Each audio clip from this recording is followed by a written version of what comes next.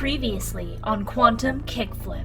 We need to be a crew that has each other's backs, or we are going to get crushed by warring corporate mega towers, underground crime syndicates, and whatever else the multiverse can throw at us. As long as you continue to serve the best interests of all the towers, and not the corporations that run them, but the people of the towers, then you will be upholding your end of the bargain. I hope you realize that I will put you first.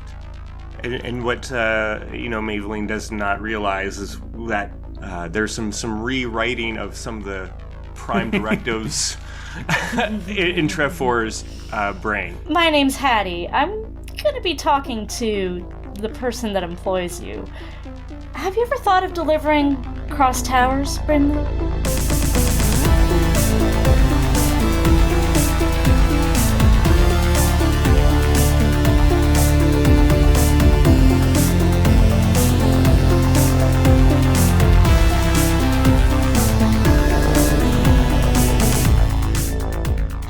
Everybody, and welcome back to Quantum Kickflip, a Slugblaster actual play podcast. My name is Laena, I am your host and your Slugmaster, and with me are 5 of my best and funniest friends in the whole world, and they are going to introduce themselves to you now. As you introduce yourselves, I want to know, what does your character like to do on a rainy day? Hi, my name is Michael Vetsch, and I'm here playing Woldton Wick, the Chill Playbook with the Robot Companion. And I think, normally, if it's a rainy day, Wolt would spend the day inside. He'd be reading or playing video games or something like that. Ever since he has fully data surged Scampikin into Carcinokin, I think they like to go on walks in the rain, because his little crab buddy likes getting wet. Yeah. Just little crab walks. Does Walt also walk sideways? He'll try it, just to humor him, but it never goes well. That's adorable. Hi, my name is Robyn. I play Maeveline Xandross, the Grit Playbook with the Photonic Jacket. And I think on the types of days where it's like raining outside in Operablum, if it's not a super acidic, super toxic rain, she will just go out and carry out her day as the Grit Playbook. She's very stubborn. She doesn't like to change her plans. So like no accommodating for the weather. She doesn't even change what she's wearing. Like same jacket, same outfit, and she's just wet and miserable all day. Like it's not a good idea, but she's too stubborn to cave to the weather at all. Hi, I'm Glenna. I play Brinley Zirk. She is the Guts Playbook with the Gravity Blaster in the form of a gauntlet. And rainy days are not the best for parkour. It's like in Breath of the Wild. You try and climb up a thing, you slip and fall down it. So instead, she hangs out with her little sister and reads her books. Aww. Hello, my name is David Ray, and I play Trev 4, who is the Heart Playbook and has the hyper-optic visor. Trev 4 broadly is very cautious going out into the rain because he doesn't want to get rain into his circuits. If it's a heavy torrential rain, he is not going out there at all. And then in addition, what he's often doing on those days, it's a part of his programming that he just innately warns people of like, be careful not to slip. Just a bunch of making sure that there's no OSHA violations happening, right? Of course. Yeah. Trev is a sentient, like, folding yellow plastic sandwich board sign that says, like, caution, slippery when wet. Yeah, pretty much, yes, that's correct. That's what his face turns into instead of the digital display. It's just like a triangle with the, like, exclamation point in it. Yeah. Hello, I'm Liam. I play Helix Pinnacle. He's the Smarts Playbook with the Hardlight board. And yeah, as I think we just established, we're not faking rain or exposing ourselves to regular rain here in Web Tower. It's all climate controlled. But I have established there's, I think, a lot of slime ducts and slime going around. And so I think there's sort of like the equivalent of like an Operablin like drinking game, kind of like trying to ice someone, where you trick, everyone's having a good time, you're partying, you try to trick someone, ask them a question that they can't answer, and most web people are all brainy people, so they'll kind of stammer, try to give some kind of answer, but if you can trick someone into saying, I don't know, a bunch of slime pours down on their head. And that's the closest thing to a rainy day you'll find in web. And as I mentioned, my name is Laena. I am your host. And on rainy days, I like to stay in, maybe have a warm cup of tea, and try to convince my dog that she really doesn't need to go outside. Please don't make me go outside. But then we tend to go outside, and it's not a great time for either of us. Cool. Welcome back to Quantum Kickflip. Welcome back to the crew and Operablum. Y'all have been through a lot lately, but I think that Gold Star Disaster is emerging even stronger as a result. You're really starting to rise up as the crew for all Operablins, not just the crew for any one tower, which is kind of exciting. So let's see what else is in store for you today. Let's play some Slugblaster. Yeah.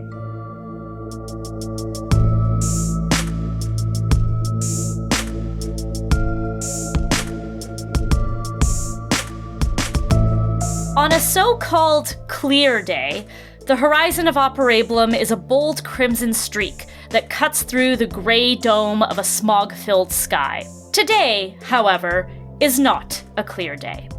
Today, the scar of the horizon is a dim, choked-out maroon, and the sky is black and brown. Orange lightning illuminates the smog, occasionally breaking through and latching on to the spidery satellites that orbit the peaks of the towers to attract the lightning away.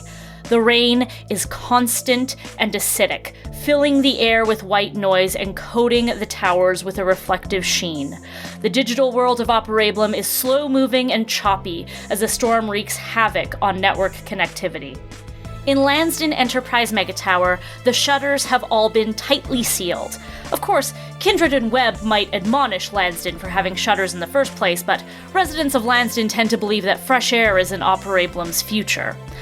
Rain runs through gutters into reservoirs where it will later be collected and assessed for its chemical composition. And on floor 437, Brinley Zirk makes her way to Post Host to start her shift.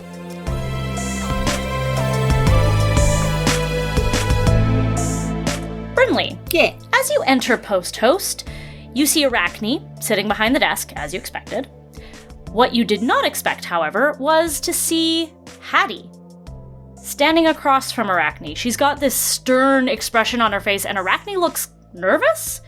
But as you approach them, they both turn to look at you and seem to quickly drop whatever conversation they were having. Oh. Hello again. It's really nice to see you, Hattie. And Arachne, of course. Hey, what's up?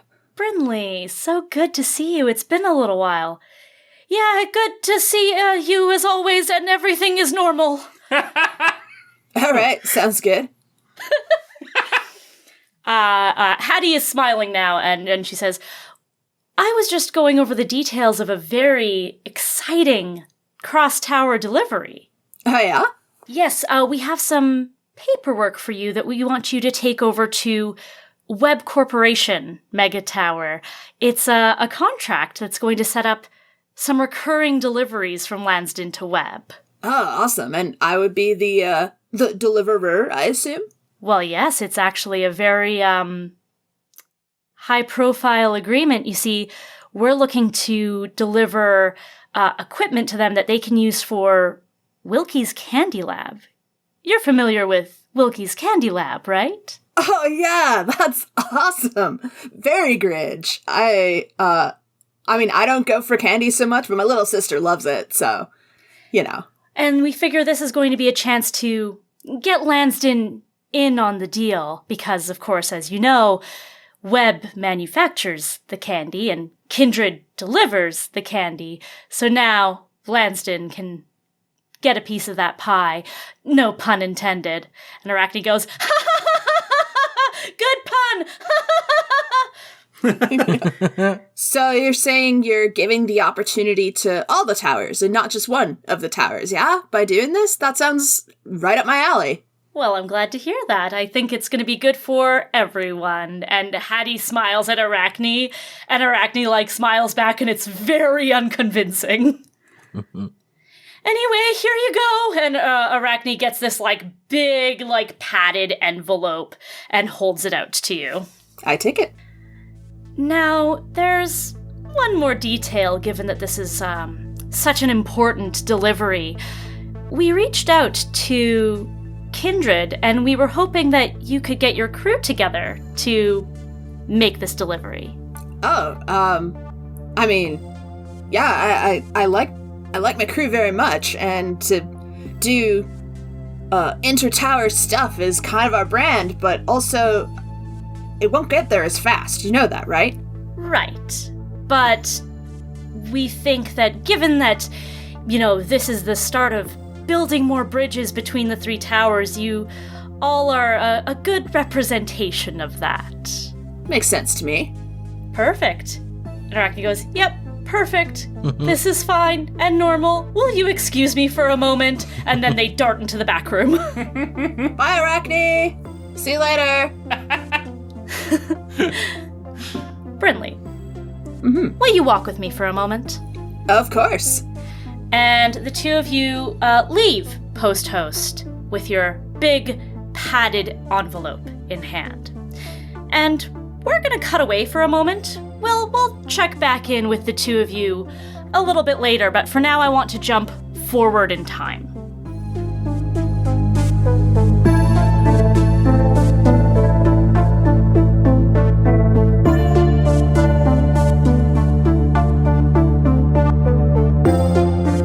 The skyways of Operablum stretch like spiderwebs from one tower to the next, forming tunnels of glass and steel. In any one skyway, you can catch a breathtaking view of the three towers, with their walls of reflective glass and dazzling digital billboards stretching into the stratosphere. The skyways are a unique transition point, a neutral ground. As you pass through the airlock, you can see the attempts of your respective towers to stake their claim and establish their aesthetic. And it's actually here that I want to throw it to the five of you. How would Kindred structure their skyways? How would Lansden? How would Webb? How do you see it happening? I feel like in what we've talked about Kindred before, they're all very flashy. There's a lot of like signage and advertisement. Everything's kind of showy. It's cross between art and function and also mass consumerism. So I feel like there's going to be a lot of billboards. There's going to be a lot of interactive things like, the pedways have art built into the framing and stuff. And if you stand in a certain way, it makes these towers look special because of a particular panel or something. And like there's a lot of flash and panache, and you may not get there the most efficiently, but you know what? It's going to be a fun time. Nice. I can also kind of see if these skyways are like, meeting up in between, that there's probably like some sort of dividing line between the two towers. I can also see at a lot of them on the Kindred side, there might be like some sort of hologram of some sort of person to welcome you to Kindred, kind of as a way of like, it's so fun here. Like they put that face it's good. to like, welcome to Kindred. And they have like a mascot just called the mayor. yeah, that's right. It's no real person, but the mayor always says hi to you when you cross over to Kindred. That's so funny. On the Lansden side, I feel like, if Kindreds are like the doors that open automatically as you approach them, Lansden side, I could picture like big chunky gears that have to turn, and like more like the door there's a weird pull but to like a car wash where like you're waiting outside and then like slowly lifts and it's like, please wait until the door is entirely open, and you're like, I can fit my car under, but you gotta wait. And I could see also in the pedways in between to try and like welcome people in. Like I think Lansden being all about like reclamation and rehabilitating Operablum, maybe there's like little strips of greenery, like gardens on either side of the pedway, just as pathetic as all of the other greenery in Lansden, because and like in Operablum in general, where it's like there is not natural sunlight, there's not a lot of natural rain that won't corrode you, but they're trying really hard with like grow lights and hydroponics to like keep some modest greenery, and it's all covered in brown spots and stuff, but it's like, look how we're doing it. We're really doing it. I think the web ones are very utilitarian, like an airport, between airport terminals, where there's like people movers on the left, there's walkways on the right, a bunch of, if there's any art, they're equally spaced, like kind of, pleasing image, like statistically proven to be pleasing images. In like frames that are evenly spaced and the same size. Yeah. Any plant life is very like deliberate and placed there artificially, but cared for and somewhat flourishing. I think there are slime ducks that maybe run parallel, but it gives it a bit of that like maybe even like sort of like 70s stripy line aesthetic. Like I'm pretty sure the Montreal Metro kind of has that like congruent lines running along spaces. But yeah, mostly utilitarian and boring like an airport. Very good. So I'm picturing for all of these unique aesthetics that these towers try to bring to the Skyway, it maybe only extends about a third of the way out. And the middle third of every Skyway just sort of fades into this neutral sort of tunnel. And it's here that, maybe they have those moving walkways. Maybe there's even like a train running along some of the Skyways, maybe some of the more populated ones, like little hover trains that run the length of it from one tower to the next. Huge windows all around, glorious views. You're all seeing this storm and the rain against the glass and the lightning illuminating the sky. And Woldton Trev, you are making your way down a Skyway towards Webb on floor 244. This Skyway is not as well maintained and maybe not as flashy as some of the Skyways that might be on higher floors. Instead of a hologram of the mayor saying, welcome to Kindred, it's like a standee. Yeah, they haven't replaced the holographic bulb yet. Absolutely. And yeah, it's just like kind of like some of the lights along have kind of burnt out as well. Just has like a bit of a not well kept sort of vibe, and as you get further and further into the Skyway, you're sort of getting this feeling more and more as you move away from the Kindred and into the more neutral areas of the Skyway. There's no train here. There really aren't a lot of people. In fact, if you do see people, they're not really busy and bustling. They are either in very tight clusters, keeping to themselves and avoiding eye contact as they hurry past you, or they're actually not moving through this Skyway. They are hanging out, just like sitting up against the windows. It seems like there needs to be some better maintenance in this pedway. I should report it to my superiors. And makes a note of it, like a little file, maintenance needs to be done on floor 244's pedway. Yeah, well, good luck reporting that, Trev. They don't pay much attention or resources to any of these lower levels once you get past level 4 or 3.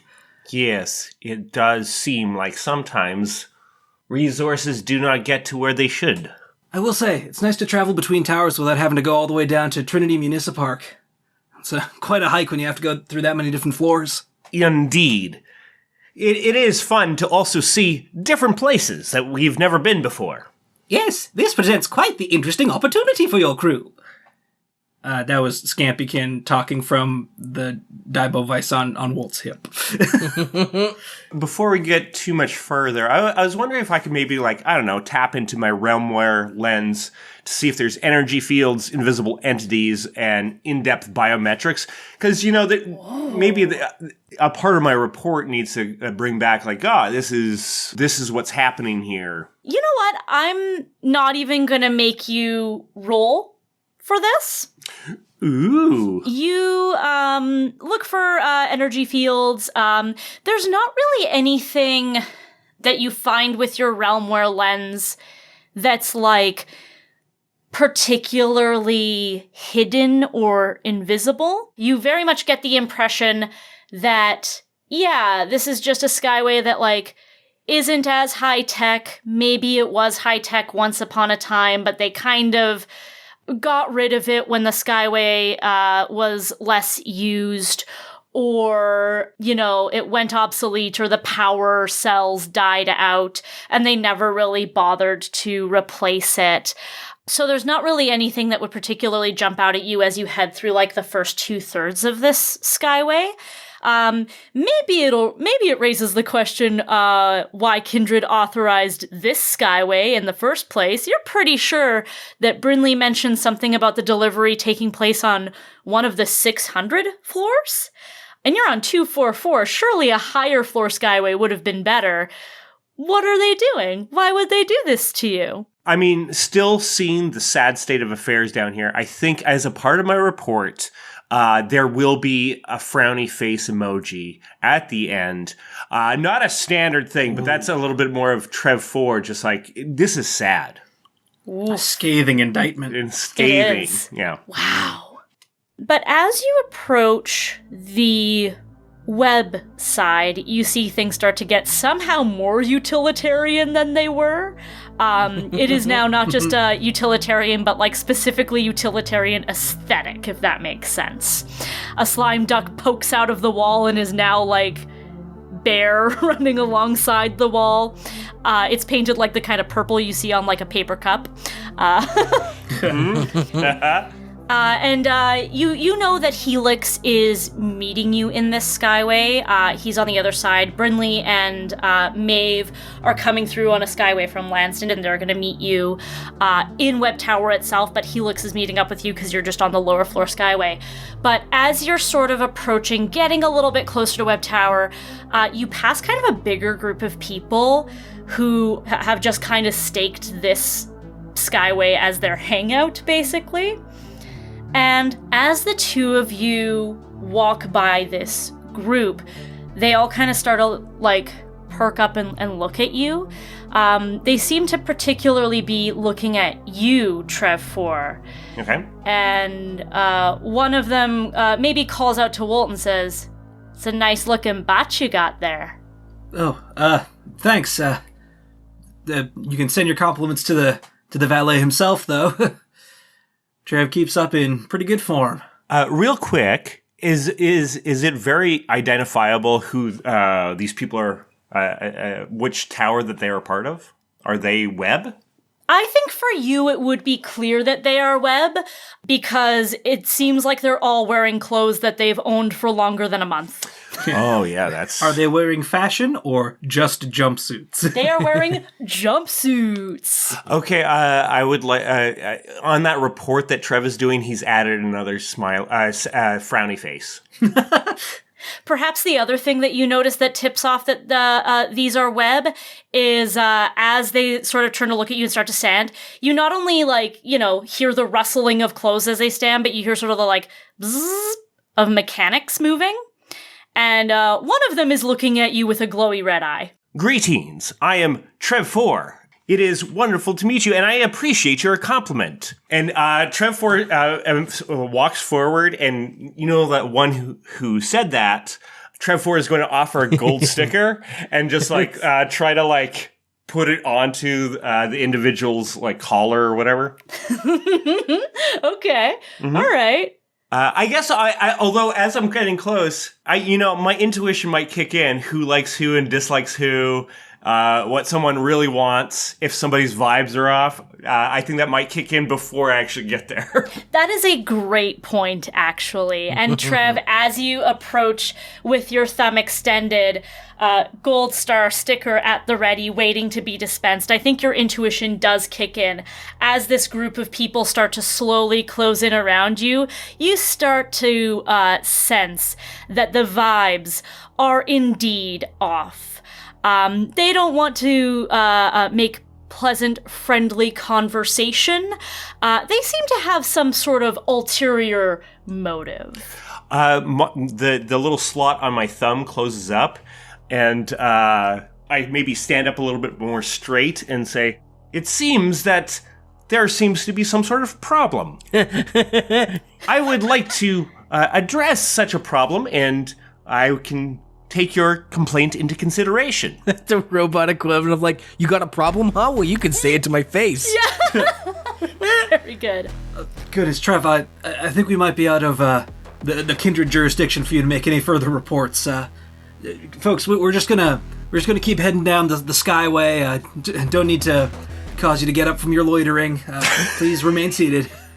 What's your hurry? Surely you want someone to show you the sights. Ever heard of Knacker's Row? It's on floor 249, and I feel like your friend here would be a great fit.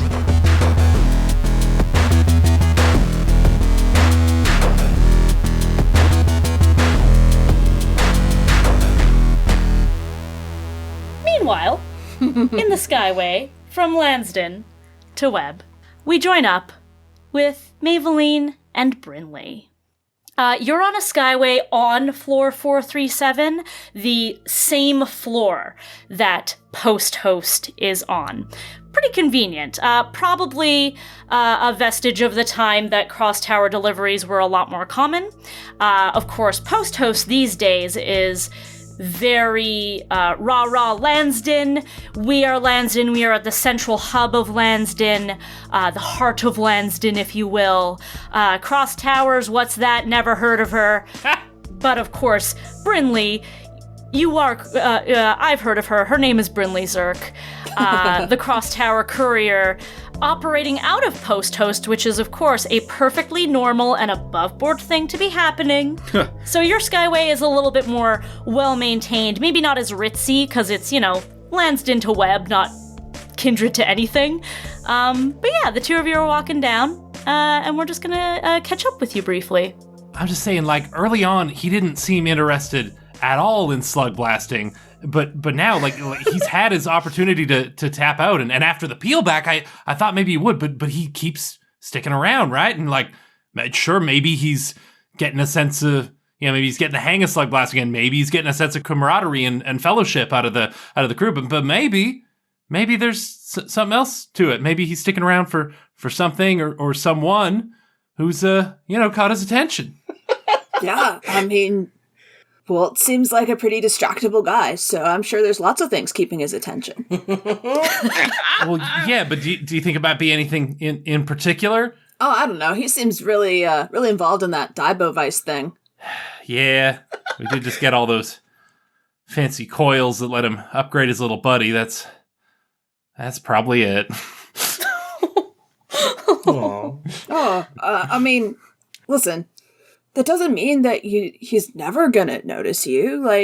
You did that whole, sort of date thing back at DaboCon, kind of. I mean, we did go to a restaurant to get food. We didn't eat any of the food, but we went there together. That's the important part, right? Yeah, no, absolutely. And, last time you were in a slime tunnel together. We did end up in a slime tunnel. It was pretty cozy in there. Yeah, maybe he's taking an interest. That's plausible, right? Sure. Yeah, I think so. I think it's a definite plausibility and a possibility. Yeah.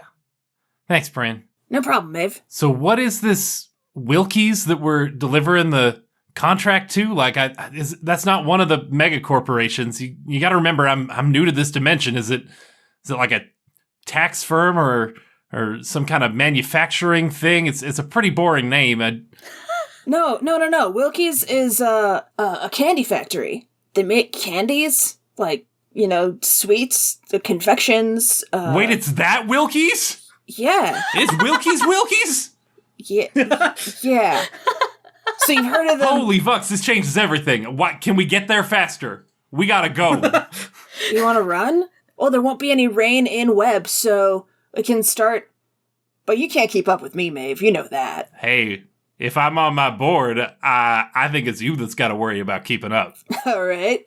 Let's make this interesting. If you can beat me, I will give you an opportunity to be alone with Wolt on this delivery. Ooh, all right. And if you beat me, I'll sneak you some of that arborist tech you've always been bugging me about, some of the orbs. Oh, okay. You're on. Deal? Deal. And she holds out 2 fists, bump either one. Bryn does one of those, top to bottom fist bumps. Yes. Yes. I know, and the way back up, and then ends with a little tap. Excellent. How we doing this race? What is it? Just high roll wins? It sounds like, I think, a high roll wins scenario. Mm-hmm. I mean, your resources are your resources. I don't know what rules you want to set for yourselves in this. I mean, I like the idea of use whatever you want. It's just less resources to take into the run. Can we both roll and say after how many dice we rolled and what we added to it and stuff, so that we don't get into a one-upsmanship competition? Okay. Ooh. That's fun. Because I also don't know how kick would work, you know? It's probably, if you're adding anything, it's going to be dice to try and get a higher roll. Mm-hmm. Oh, you know what it is, though? If you want to add a kick, you can add +1 to your roll, just like in Vestige. Ooh. I will say I'm doing a trick. Yeah, me too. Okay, then there will be a problem if you roll too low. All right. May the best Slugblaster win. So I'm using my ability of sacrifice your body to take a slam to get plus 2d6 to my action, and the slam can't be noped or avoided in any way. You just got to take it, kid. And I also used a kick from my attitude, and rolling 3 dice with a kick, the highest I got was a 4, which is now a 5. Okay. Cool. I get 1d6 when I do a trick. Mm-hmm. You just can't help it. The spotlight loves you. I added a d6 for my attitude, and I have my regular d6. I added a kick, and I rolled a 6. Wow, both of you rolled 3d6 with the kick, and with a grand total of 7, Brinley wins this race. I want y'all to describe to me what it looks like, the two of you racing down this skyway, the rain falling all around you, lightning illuminating the sky. So the thing I wanted to do is, she uses her illegally gotten field inverter. Roll to temporarily modify the gravity of a room-sized or smaller area you target with your gravity beam. Choose whether the gravity there is increase, decrease, reverse, pointing sideways. Roll each time you want to change it. Wow. And initially I was like, oh, I could do this to screw with Maeve, and then I was like, no, Brinley wouldn't do that. But what she would do is make the gravity sideways. Oh. And she would run along the wall where nobody is. So there's no people in her way. I love that, and maybe that's, like, intentionally or not, maybe it does screw with Maeve, because it makes the gravity in the entire room different, right? Yeah, it does. Yeah, so I think Maeve doesn't quite catch it in time and takes a tumble, and maybe that's where that slam comes from in the sacrifice your body is she hits the wall a little hard and has to right herself again. What do we call this slam? If anyone else is in the skyway and, like, slams up against the wall with you, I want to call it dogpiled. Yes! Oh, I love that. Maeve gets dogpiled. Some random Lansdownites that are just, hanging out in the skyway up to no good. Smoking their death sticks, etc. Yeah. Inadvertently get caught up in this gravity field, and we all take a tumble. But Maeve claws her way out, one hand coming up out of the dog pile, Shredder at the end of Ninja Turtle style, claws her way out of the pile,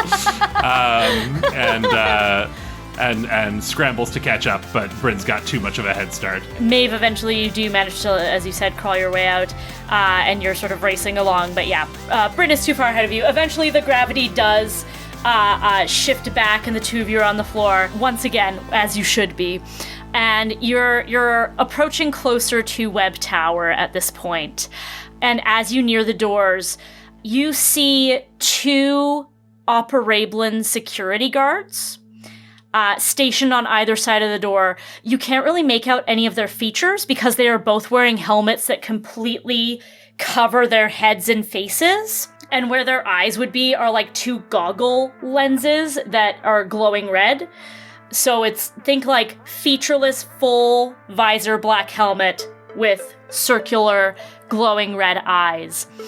They are wearing dark clothing all around, dark, militaristic-looking vests.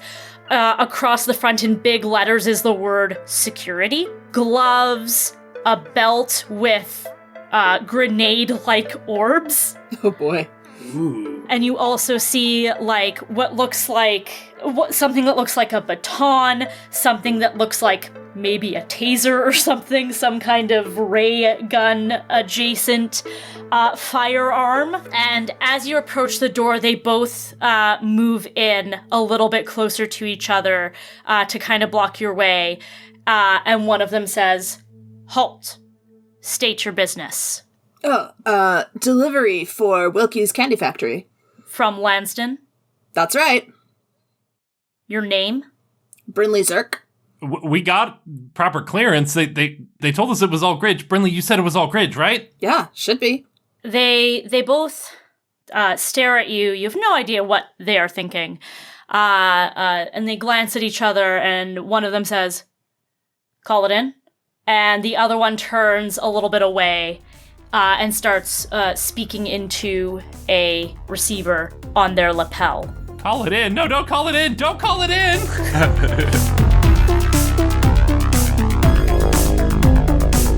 We're going to jump back to the Kindred Skyway, where Woldton and Trev, you are being surrounded by a group of people, and they're just kind of like, look generally kind of menacing.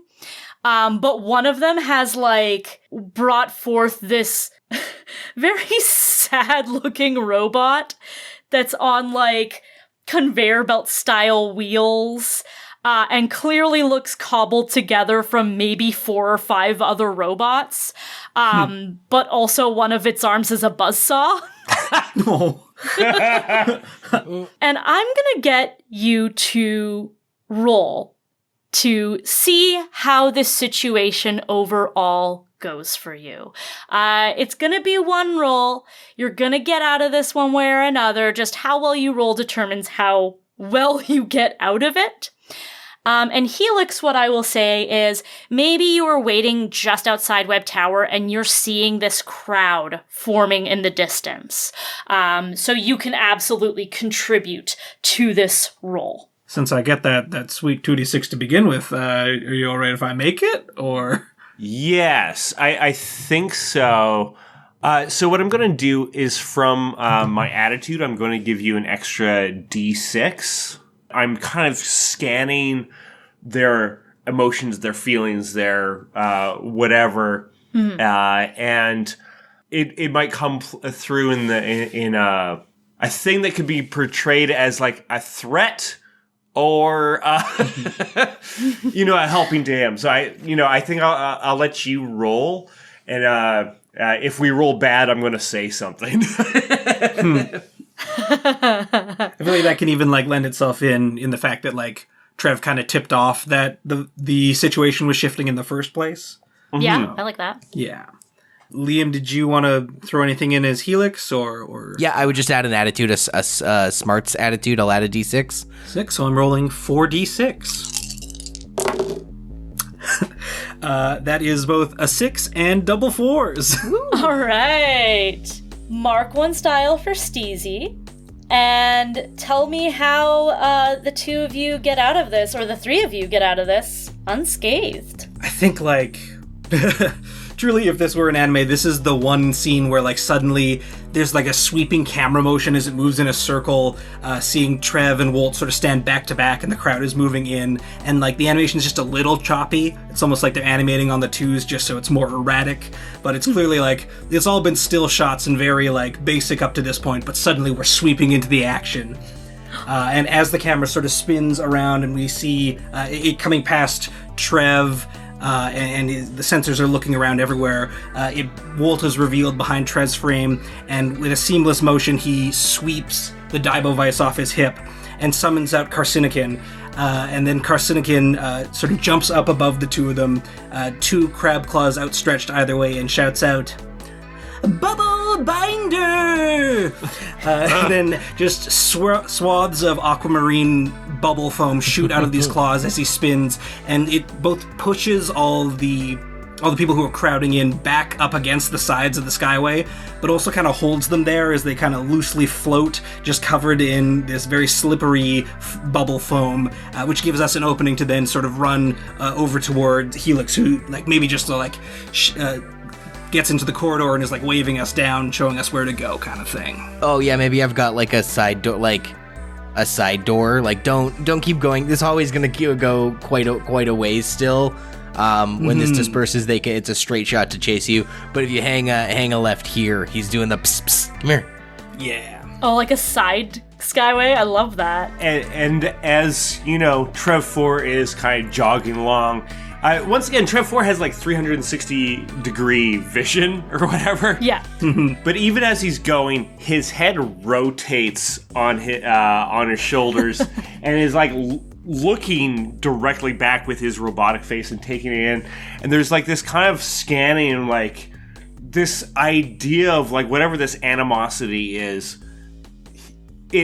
It bothers him. He takes in this information like, why are they acting so aggressive? It doesn't make sense. This feels like it's out of place. But then he, rotates his head around and follows them out. Mm-hmm. And I think what I'll give you as well, Trev, is you recall in your memory banks from quite a while ago, not long after your most recent memory wipe, you and Wolt went through Web Tower, and you remember not seeing any robots in Web at all.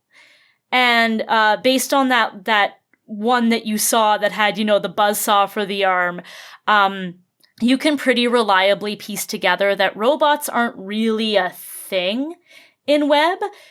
You're kind of the shiniest piece of tech that is walking around Web Tower, and that may have been attracting their attention. Gotcha. Trev 4, because the teammate you helped on the action succeeded, you can get your attitude back. Yeah. And Trev, Wolt, and Helix, because a 6 was rolled, mark a style. I like style. Ooh. Oh, nice. Won't say no to that. Does that mean that was a disaster roll? Maybe. like a mini boy. Speaking of, hey Bryn, hey Maeve, y'all want to make a roll for me?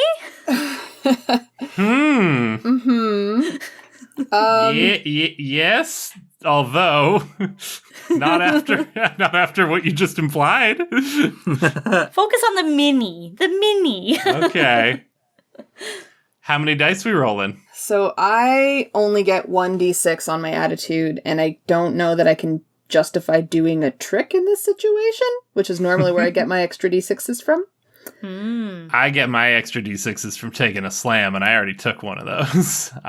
You want to take another? You know what? I think I know how I want to play this. Can I make the roll for us, and can I use some of my jacket abilities? Sure. So I will roll we get 1d6 just as a base. I'm going to add 1 from my photonic jacket. And I guess, do you have anything you want to add or can add, Brinley, or do we want to... I mean, I could give you 1d6 from attitude. I feel like being gutsy in the face of security is a thing. Yeah, okay. So I'll be rolling with 3d6 total. Mm-hmm. And I would like to use the new ability that I unlocked last time, which is the Concept Prism. Ooh. You mark 1 turbo to temporarily split into 3d6 colorful instances of yourself. They are difficult to control, but tend to act like you would and stay nearby. Basically want to confuse these security goons with a bunch of Maeves, a bunch of colorful hardlight Maeves. Slugmaster, if I mark turbo to do this thing, because it's not a roll, it's just you mark a turbo and you get to do it. Would I be able to carry that turbo over and just add that to the roll itself? Can I, if I mark a d6, can I use that d6 towards this roll? Yeah, I'll allow that. I feel like that wouldn't be the case normally, but this is a slightly unconventional roll, so I'll allow it for this one. All right, so first off, I'm going to roll 3d6 to figure out how many Maeves we're dealing with. That is a 4 and a 3 and a 1. We got 8 Maeves. That's so many. Okay, great. Now I will make this actual roll to see how well this whole play works for us. Rolling 3d6. We got a 5. Okay. Describe the Maeves that sort of approach and what your sort of play is. So I think the way I picture the Concept Prism is Maeve, after hearing, call it in, hops on her hoverboard, smashes something on the side of her jacket, taps a patch, and as she moves forward on her board, instances of her are left behind in the Like it's almost like someone's taking snapshots as she is hoverboarding forward, but then each of those splits off and veers off a separate direction. So there's like a violet Maeve that skates off one way, and chartreuse Maeve that goes another direction, and fuchsia Maeve that goes yet another dimension, and they're all just sort of scrambling around in this area trying to cause as much chaos as possible. It does say they're difficult to control but tend to act like you, and so I think if Maeve is attempting to cause chaos, so would all these other Maeves, and that difficulty to control is kind of an advantage in this case. All with the hope of creating enough pandemonium that we can slip through and get where we're going and out of sight of these two guards. I do want to say, because Maeve has like a metallic skin tone, like I think we've established that her skin is like the color of brass. Yes. I'm picturing like jewel tones, like an amethyst Maeve and like a garnet Maeve. Ooh, I love that kind of glowy jewel tones. Yes. Yeah, and the two of you make it through. The one security guard that was still kind of facing you is like thrown and like turns and gives chase for a little bit, but then the other one catches up to them, and they both kind of stop, and in the pandemonium, the two of you do manage to slip through. And I do love this distraction play as you do, because I am going to still follow disaster roll rules to a degree. Brinley and Maeve mark 1 trouble. Dang. But the two of you have made it to Web Tower. You are on floor 37. You know that Helix, Trev, and Wolt are on floor 244. We're actually going to go back now. Back to Hattie and Brinley, back in time, as they are making their way through Lansden Enterprise Mega Tower at Hattie's behest. And as you're moving away from Post Host and heading down one of the wider walkways, basically the operable equivalent of a street, Hattie says, "Well, now that that's out of the way, I can tell you what the job is really about." Oh, do tell. We needed a cover. Something that Post Host could buy. What I want you to actually deliver to Webb is much more direct and will have much more impact if it goes well. And Hattie reaches into her pocket, takes out something wrapped in cloth, and unwraps it to reveal something that's kind of brown-black in color. She breaks a small piece off and holds it out to you and says, "Try it." How? She raises an eyebrow, pops the small piece into her mouth, breaks off another piece and holds it out to you.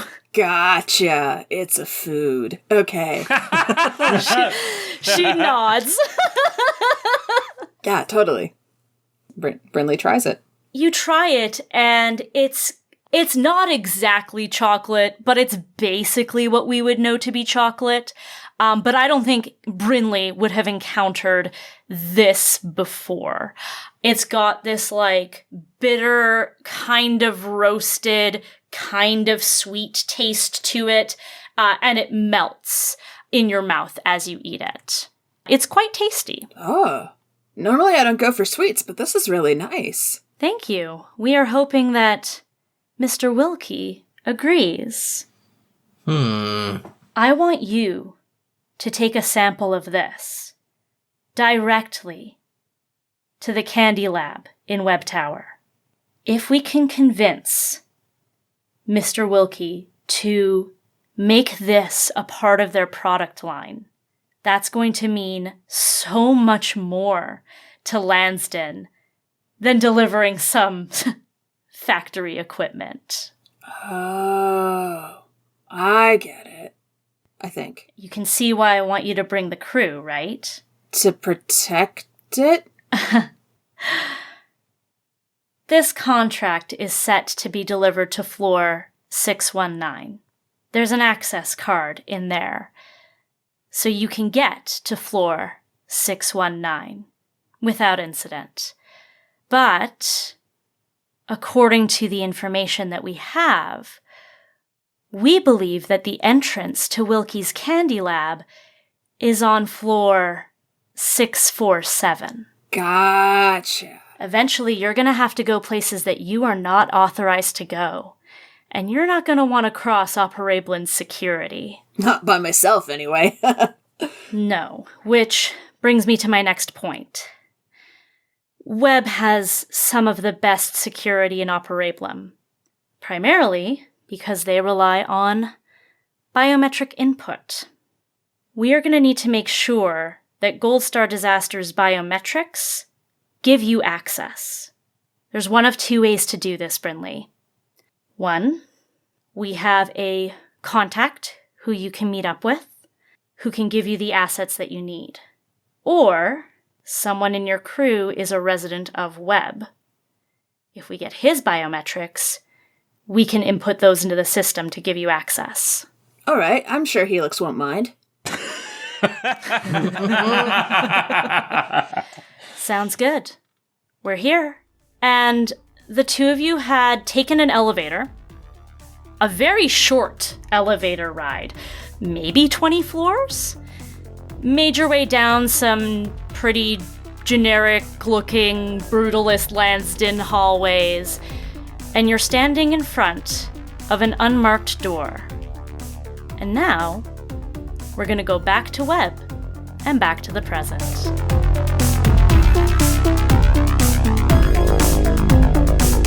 Hello there, Gold Star listeners. It's me, Laena, your Slugmaster Game Blaster. I just wanted to pop in to thank you so much for listening to this episode of Quantum Kickflip, and to ask that if you've been enjoying this season of Quantum Kickflip, please tell people you know who might also like the show. Word of mouth is so big for us.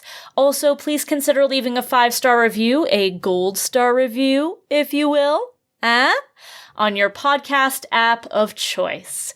We are at Quantum Kickflip on Twitter, Instagram, Facebook, TikTok, and YouTube, so be sure to subscribe to us there for new episode updates, audiograms, and more. You can also support us by subscribing to Quantum Kickflip on Patreon. We've recently done a little bit of tweaking with our tier system, so for just a little bit of support, $2 a month, you can get early access to every new episode of Quantum Kickflip. And for $5 a month, you can get that early access plus exclusive bi-weekly bonus content. We've been running our Patreon for a while. We've got some incredible bonus content on there. And the bonus content that I want to highlight today is the adventures of Power Forest and Lisa Ultra Girl. This was a very special one-shot recording of Slugblaster that I ran for Mikey, the creator of Slugblaster, and his 6-year-old daughter, Billy. Mikey plays Lisa Ultra Girl, and Billy plays Power Forest. And in this holiday-themed adventure, the two of them venture into the Golden Jungle to find the perfect Christmas tree. That tree looks so good. Power. I think we have to go and get that Power tree. Forest. Oh, sorry. Power Forest. Power Forest? Do you think we should sneak out of school and go find that Christmas tree? Not until the weekend. Not until the week. Oh, Power. Okay, Power Forest. I know how much you love school and studying, so I guess, and I love you, so I guess I'll stay here. But on the weekend, we're going. Yeah. To listen to the incredible adventures of Power Forest and Lisa Ultra Girl, subscribe at patreon.com/Quantum Kickflip. I'd like to thank our sponsors at the Alberta Media Arts Alliance Society, whose goal is to advocate, educate, and celebrate the media arts in Alberta. You can check them out at amaas.ca. We release Quantum Kickflip bi-weekly, so you can catch the next chapter of this run on Wednesday, May 3rd. All right, let's get you back to the action.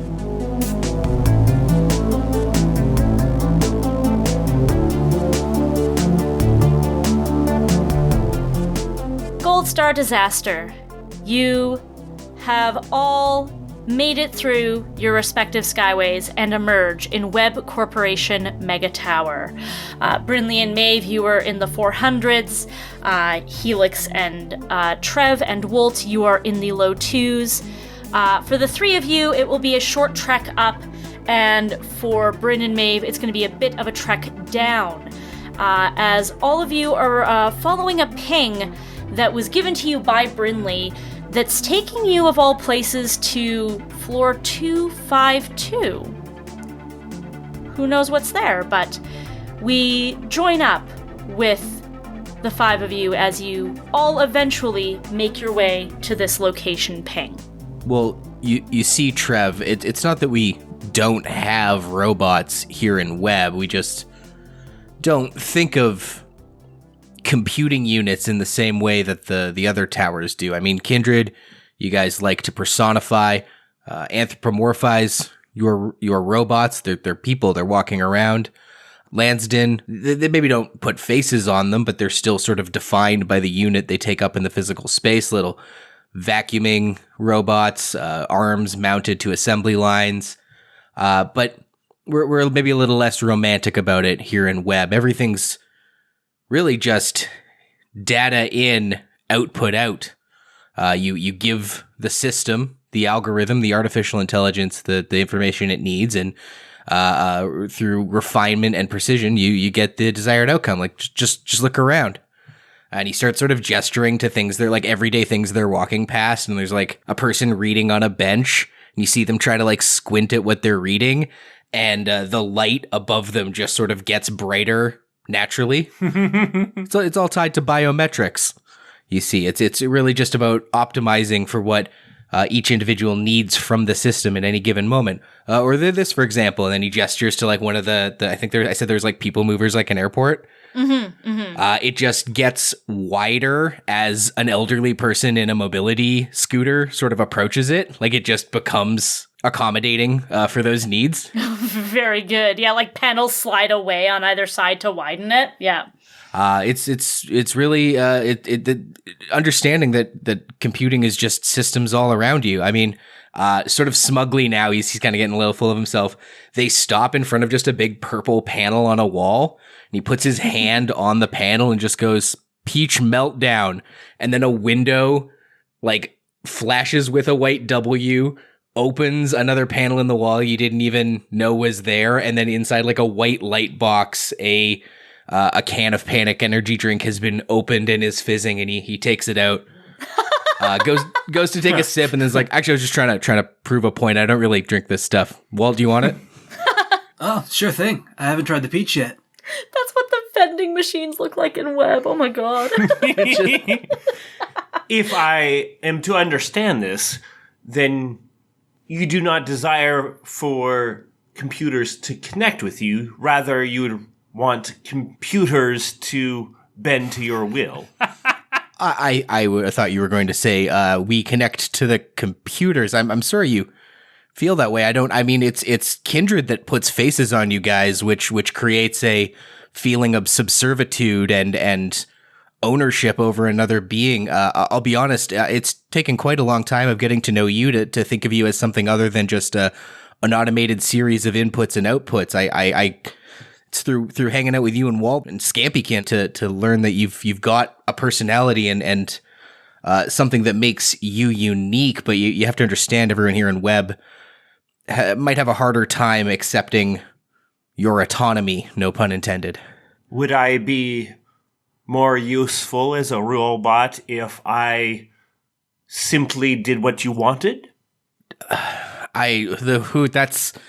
That's for the philosophers, you know. I was just sort of explaining why you don't see any vending machines walking around with legs. And try to also explain why those people in the Skyway were so hostile towards you.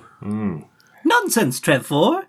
Our adaptive personalities are a stunning part of our AI design. It's what makes us who we are, and makes me Woldton's friend. Interesting. Adaptive personalities. Is that what you call things like Scampykin, data surging?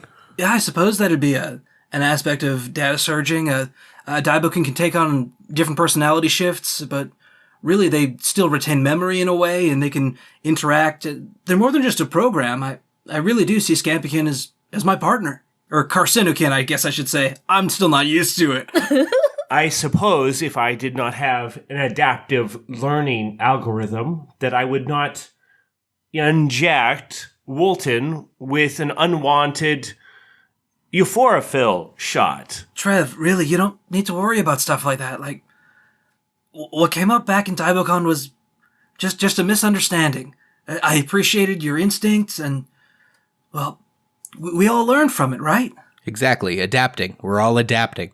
And as these three have this, like, ongoing conversation about, you know, existentialism and the nature of the self and philosophy, off in the distance, maybe coming out of a hyperlift, you can hear an equally philosophical discussion going on, getting closer and louder, going, I just can't believe it's the real Wilkies. I mean, I've been such a huge fan cherry imploders, fizzy pricklers, yum gunk. Oh my God, I can't even believe it. We're going to actually get to see where Wilkies comes from. Oh, I wonder if they still have cherry cola oligarchs. Those have been discontinued back at Thenispar, and I've always wanted to get my hands on some. I just don't understand why you heard the name, if you're such a big fan, and assumed it wasn't the Wilkies. I don't know, I just assumed it would be some boring operablum thing, like everything in this dimension has been, you know, not to, no offense or anything, but it's all been so harsh and oppressive and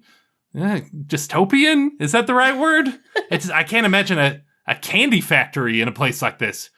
Well, candy lab, I guess, but still. Well, to be fair, I don't know if it's in the tower proper. Oh. Oh, Helix, Trev, Walt. Hey. Hey, how's it going? Yes, we've all arrived at the ping.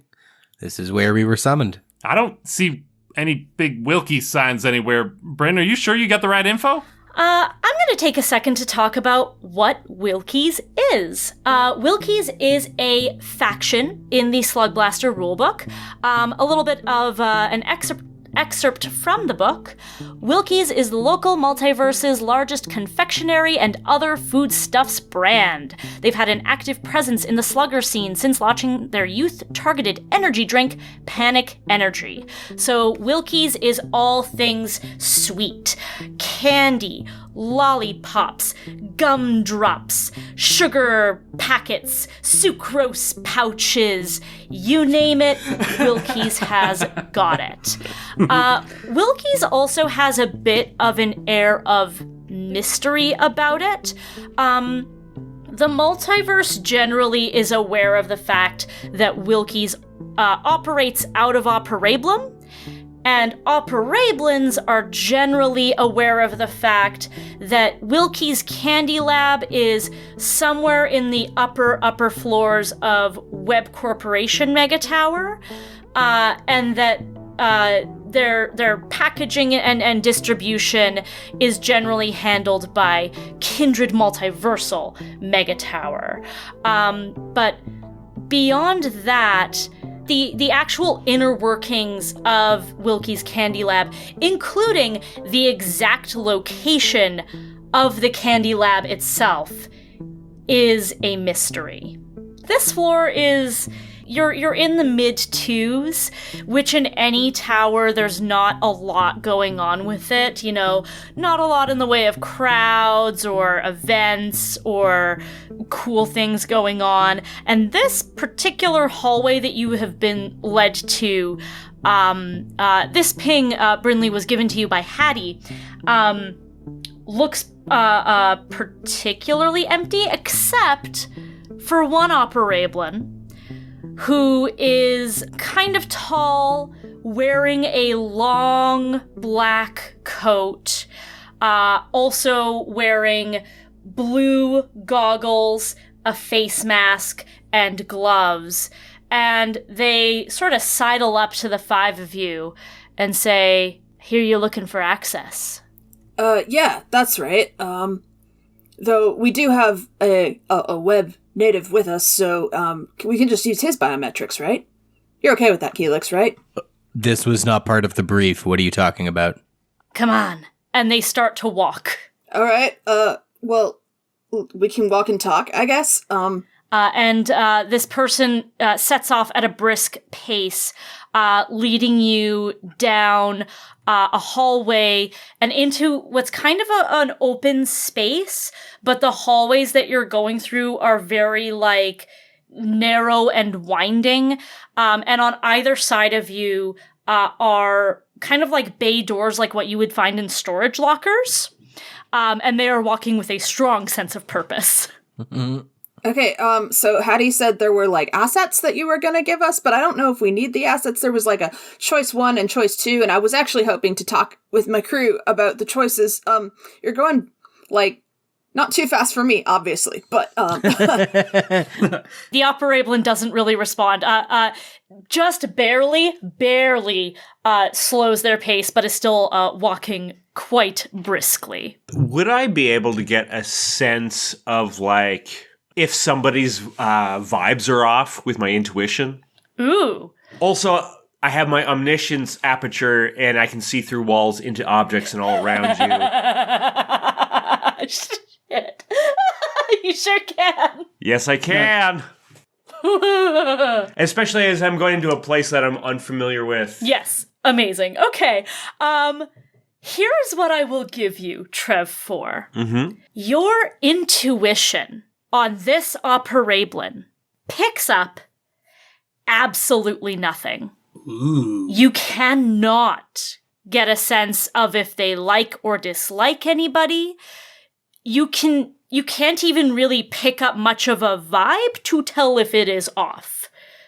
Like, they have biometrics, like a breath and heartbeat and shit. Like, they're a real Operablin. They're not like a weird robot or something that's been programmed to not feel emotions.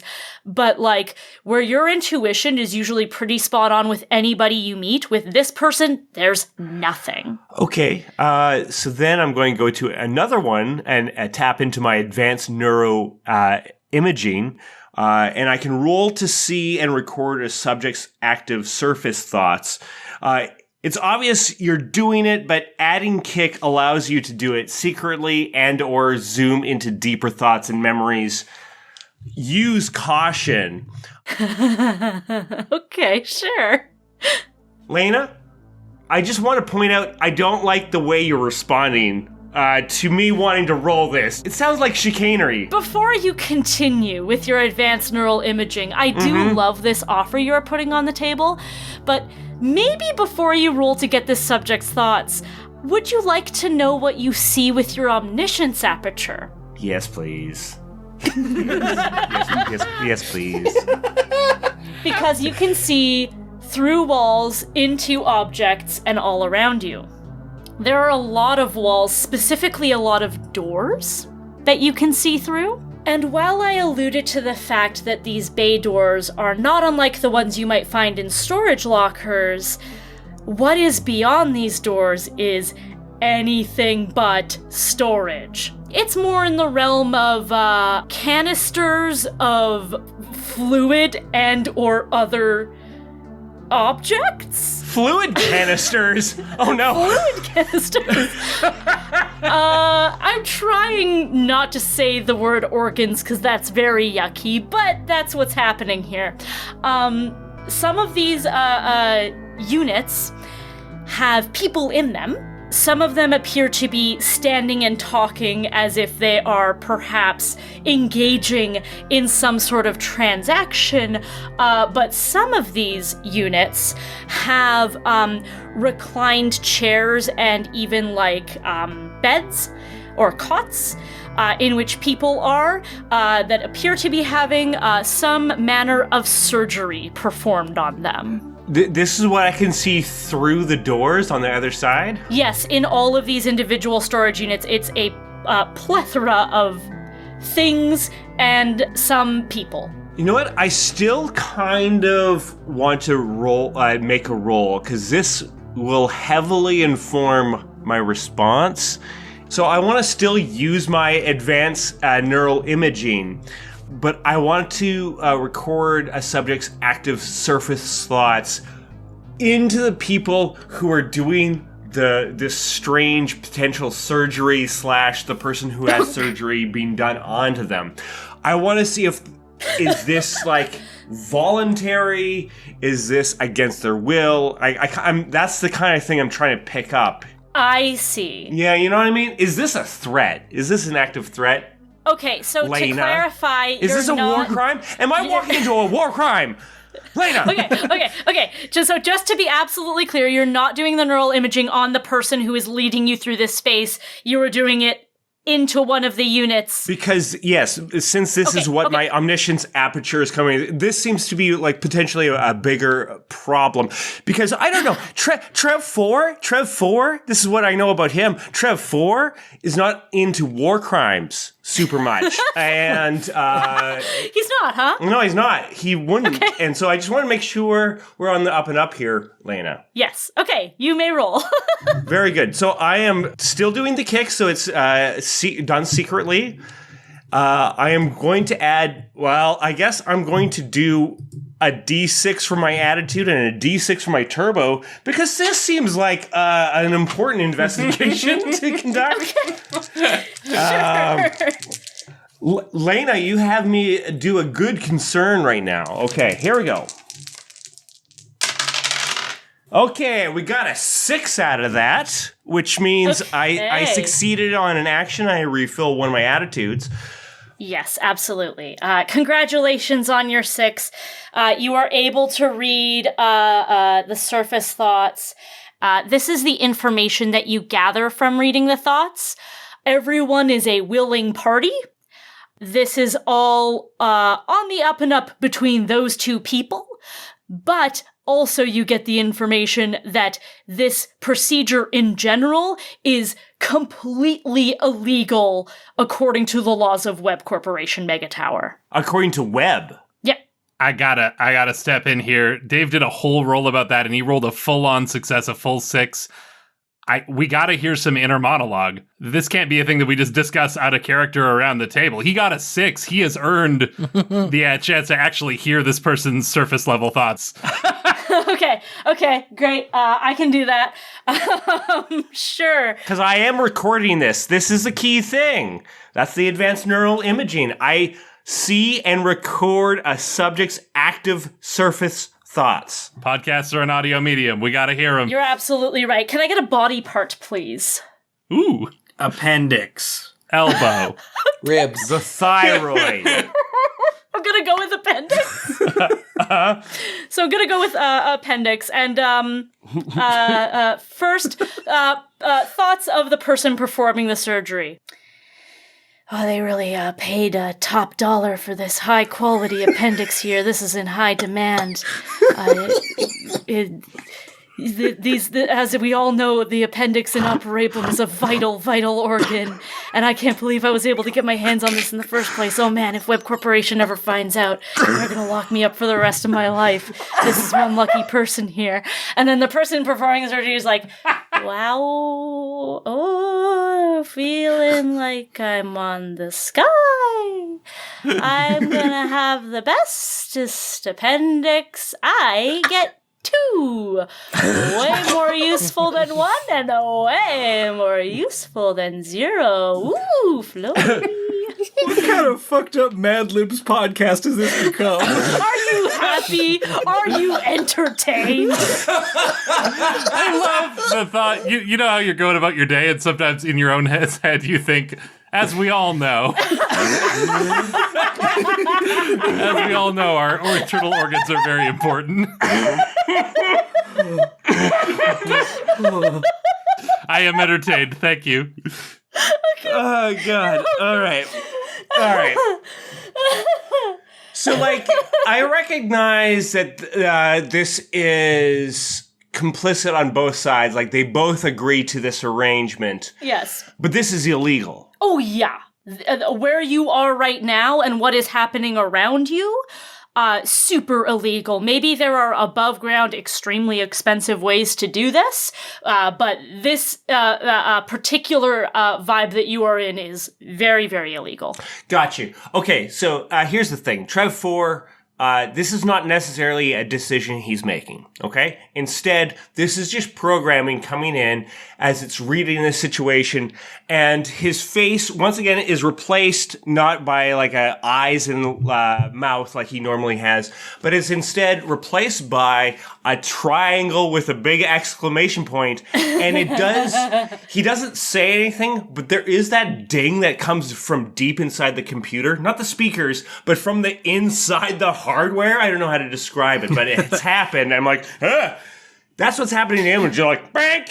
And if you look at him, there's this thing on his face that you almost have to like clear to get rid of. You know what I mean? So it's just like there's a serious violation. But Trev 4 himself doesn't know how to like handle this information. I think if Maeve sees this, she kind of clocks that we are in an ambiguous state of legality here and doesn't want to blow our cover and is like, Trev, come on, man, be cool. And starts like double tapping on Trev's face, trying to clear this alert. And so what I think is happening is Trev 4, as he's still trying to walk along, it's like he doesn't have the RAM to do all of this. So he like starts walking in this like weird jilted like steps and everything like this.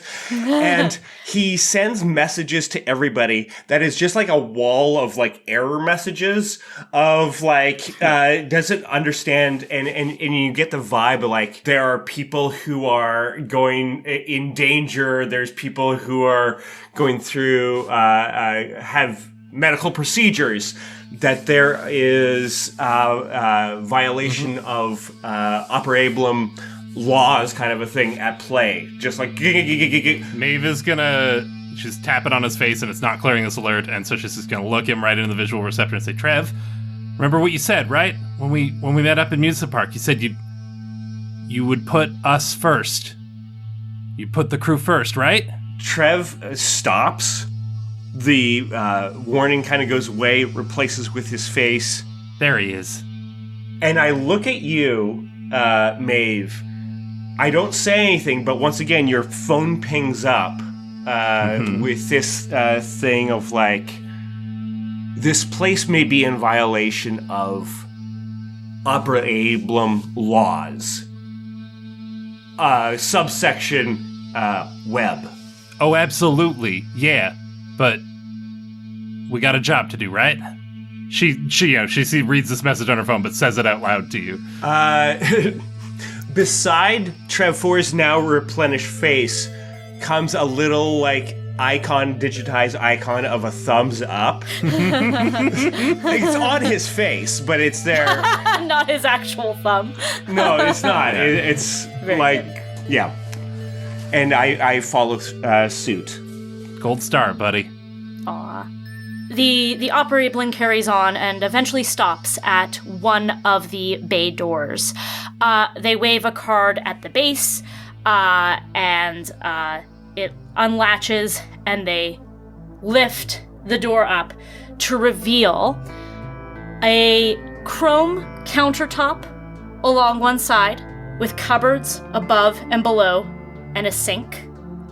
Against the other corner is a computer terminal, and taking up the middle of the unit is a menacing-looking reclining chair with straps on the arms and a mirror light fixture on a metal arm up and over it. And this operablin turns and looks at Brinley and then looks over at Helix and says, "So who's getting the access?" Right, so Helix, apparently you can get access to the higher floors because you're from Web and already have biometrics, is my understanding. We need to go to floor 619. Well, that is, we need to go to floor 647. That is, we need to go, up. Well, my biometrics only allow me access to about floors in the 500s. I can get you higher than that. Whatever floor you need, I can get you there. And the operablin sort of turns, and it looks like they're looking over at this imposing-looking chair in the middle of the room, and they say, "Either I give you what you need to get where you need to go, or I take what you got. I make it work in your favor." And then they go to the computer and they pick up what looks like a barcode scanner, and they look at it and they look over at you, Helix, and they say, "Pinnacle, right?" And of course you can't see their face, but something in the tone of their voice sounds a little bit eager. It feels like he sort of assumed I would just lend my biometrics. You have to understand this isn't some, chunky passcode you punch into a bunch of clicky buttons like in Lansden. My biometrics are how I interface with the world around me. They're not something it's an incredible breach of personal security. What you're suggesting I do here. And frankly, and he points to this like deranged, and he's like, all we would be doing would be adding to my biometrics. If I scan anything higher than 6, the Pinnacle project will know I was there. And most days I don't care, but I definitely, I don't want to have to explain that to them if I don't know what I'm getting into. I'll do it. And he does, like, both maybe Brinley and Helix do the like jaggly or like wiggly cheeked like. I mean, no one's logging my biometrics anywhere. Lansden doesn't keep track of that kind of thing, right? What are we talking about here? And she looks to Surgery Man. Did we get a name for him? You did not. Surgery Dan, the Surgery Man. Sure, Surgery Dan. What are we talking about here? Sorry, everyone's so fit. It took me a while to catch up. I gotta cut back on the death sticks.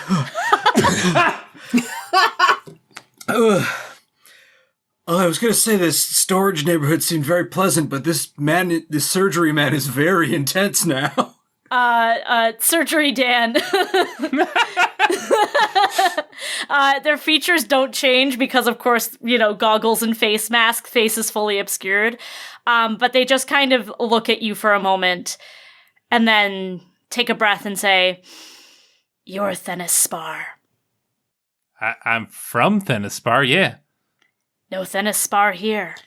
Yeah, I don't think your biometrics are going to work, Maeve. I appreciate you stepping up to the plate, but just by way of being Thenaspartian, you're not going to be able to fool or adapt to any sort of adapt in air quotes. Again, gesturing to everything around him. Yeah. To web technology higher than 6 or most levels, to be honest. Yeah, figures that my biometrics would be too cool for your systems to handle.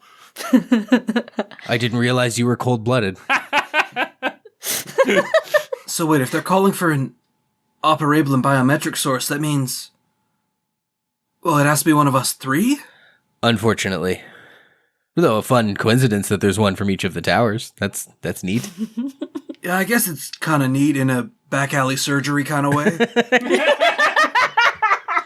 Just sorry, I when I get nervous, I make factual observations. That's how I cope with awkward situations. Just pointing out statistics. Look, I wouldn't ask you to do it if you're not comfortable, Helix. I thought it would be easier for you or something. There would be less steps involved, I suspect. And he looks at Surgery Dan, and Surgery Dan is maybe puts one needle away. And he's like, oh no. Surgery Dan tilts their head forward and back in the smallest possible nod. Was it a nod? Probably a nod. This is my idea. I'm the one who called to ask you guys here. Hattie asked me to make this delivery, so I'll do it. And as a decision is made, this operablin, who I will continue to call Surgery Dan, crosses over to one of the counters, opens it up, and pulls out a few small rectangular containers. They kind of don't look like they have any discernible lids or anything like that. And starts giving you a couple of things. A small case, and you can see through it and see contact lenses inside. Mm-hmm. They give you what looks like a recorder, or kind of like a recorder. It's kind of hard to parse, but they hold it out to you, press a button, press it up against their throat, and they say, "Arise and savor," and their voice is completely different. And they pull the device away and hand it over to you. They also give you a USB port and a little sort of dongle that you can plug it into. They plug it in and a holographic face pops up. and they unplug it and they hand that stuff over to you. Then they turn, take one more thing from the cupboard, close it, turn to you and say, "So you're getting the thumb?" That's what I said I'd do, hey? Yeah, I figured that's probably it was something like that. I mean, if you continue to do inter-tower deliveries, having a thumbprint that gives you access to web facilities might be a good investment in your future, he sort of says unconvincingly. I mean, I was kind of thinking the same thing, to be honest. Like, I figured it's, like, useful and stuff. Good. Then we're all on the same page. Helix is feeling very guilty about letting you go through with this. But this because this whole thing is sort of your idea, like he's going to let Brinley do this because it's like she said, it's her job. It's her idea. He's still not entirely sure why we're here to help her with this, other than a run to the candy factory sounds sweet. No pun intended.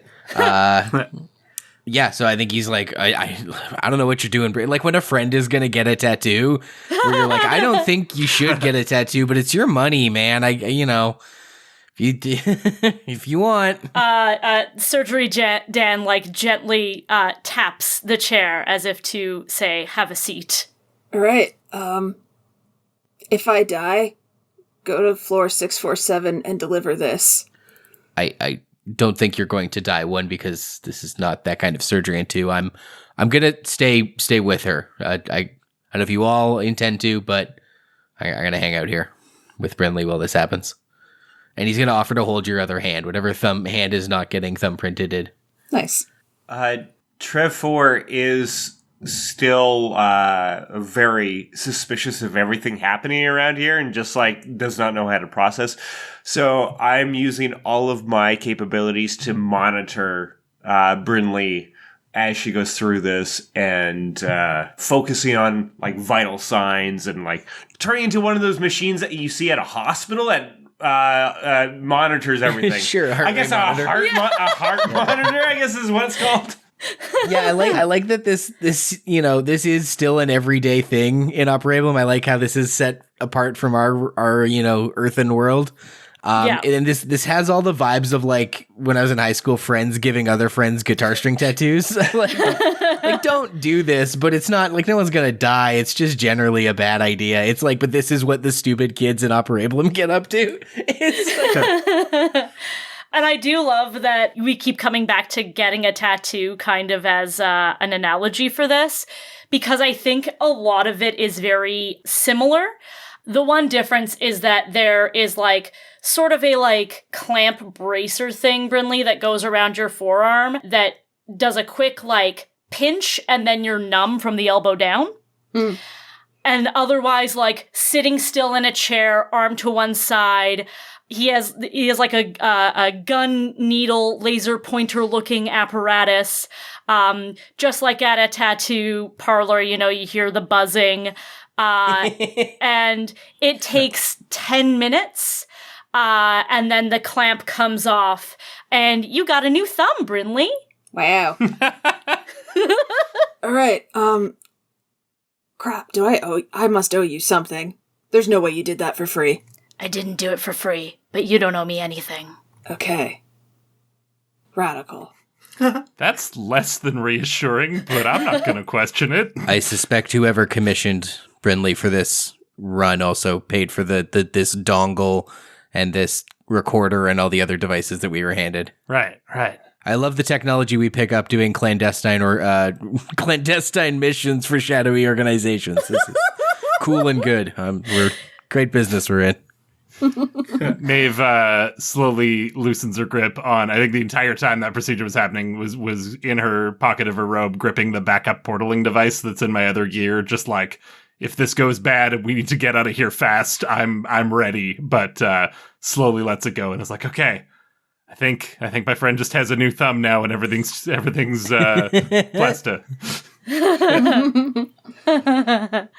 I am going to spend one bite, Brinley, just because, you had to have a whole anesthetic procedure happen to you. You're going to take the slam of pins and needles, Yeah, sure. That will clear by next episode, so you don't even need to wait for downtime. Radical. But it's going to be there for a little bit. Okay. And you step out of the chair, and our Surgery Dan says, I'll see you out. And they start walking to lead you back towards the entrance. All right, gang. So you're probably wondering, if we're here on official business, why do I have to get a new thumb? That is one of many things I'm wondering, yes. So we are here on official business. There is a contract that I am delivering. However, there is a secret that we are delivering to the Wilkie's lab itself. We get to go in the lab?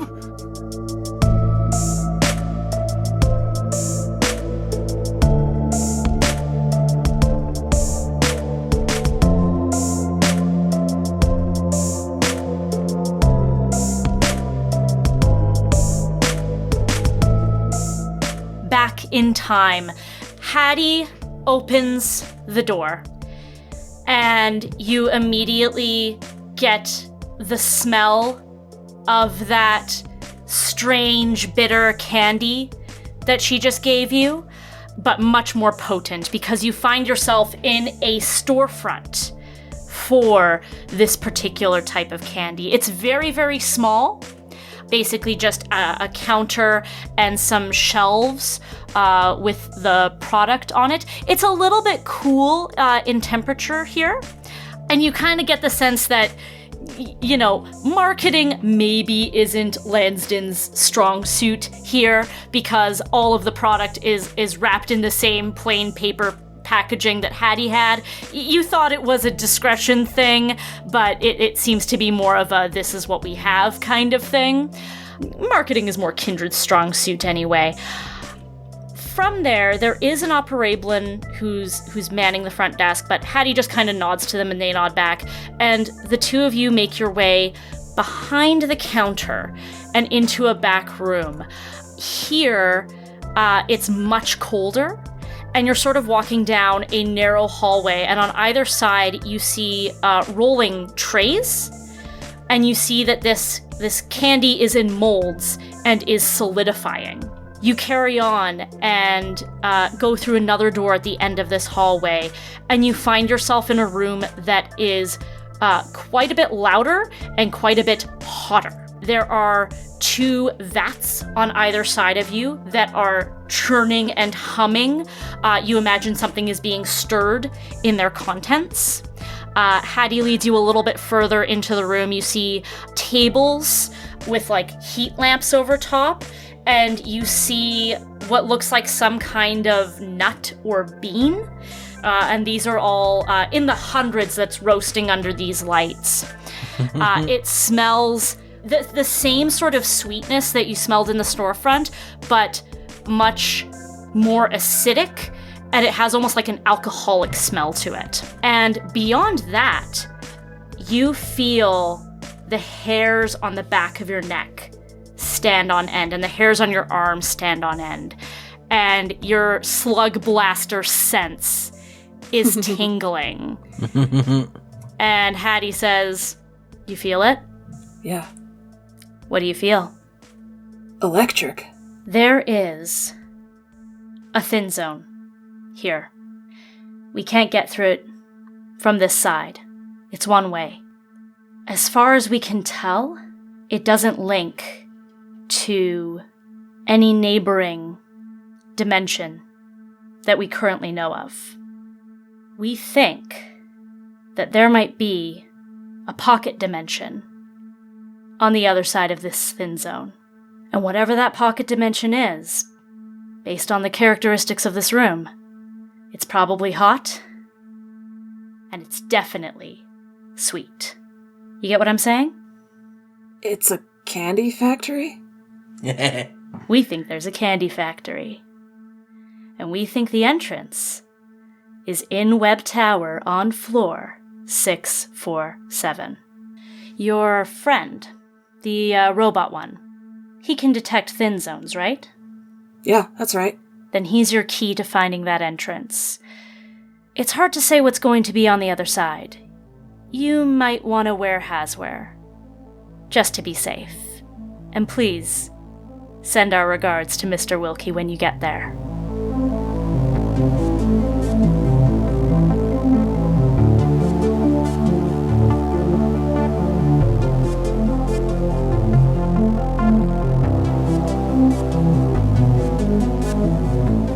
Gold Star Disaster.